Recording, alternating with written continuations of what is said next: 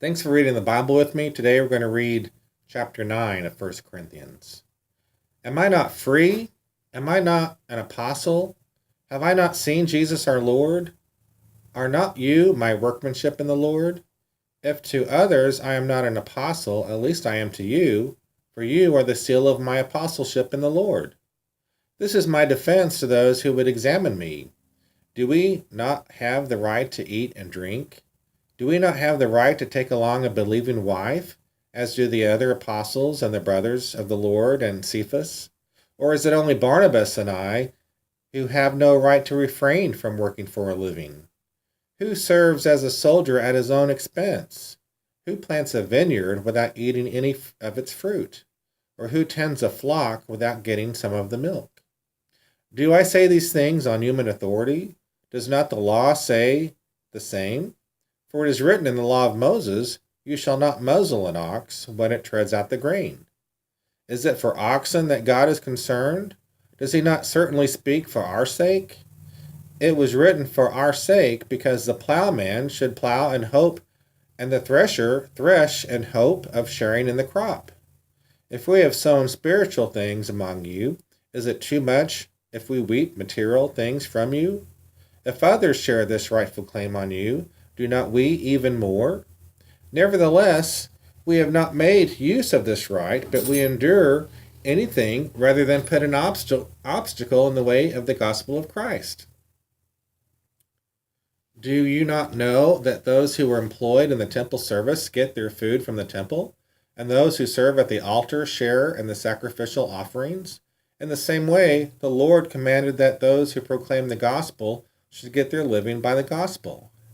But I have made no use of any of these rights, nor am I writing these things to secure any such provision. For I would rather die than have anyone deprive me of my ground for boasting. For if I preach the gospel, that gives me no ground for boasting. For necessity is laid upon me. Woe to me if I do not preach the gospel. For if I do this of my own will, I have a reward. But if not of my own will, I am still entrusted with the stewardship. What then is my reward? That in my preaching I may present the gospel free of charge, so as not to make full use of my right in the gospel. For though I am free from all, I have made myself a servant to all, that I might win more of them. To the Jews I became a Jew, in order to win Jews. To those under the law I became as one under the law, though not being myself under the law, that I might win those under the law. To those outside the law, I became as one outside the law, not being outside the law of God, but under the law of Christ, that I might win those outside the law. To the weak, I became weak, that I might win the weak. I have become all things to all people, that by all means I might save some.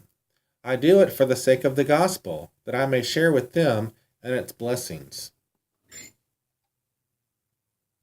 Do you not know that in the race all the runners run, but only one receives the prize?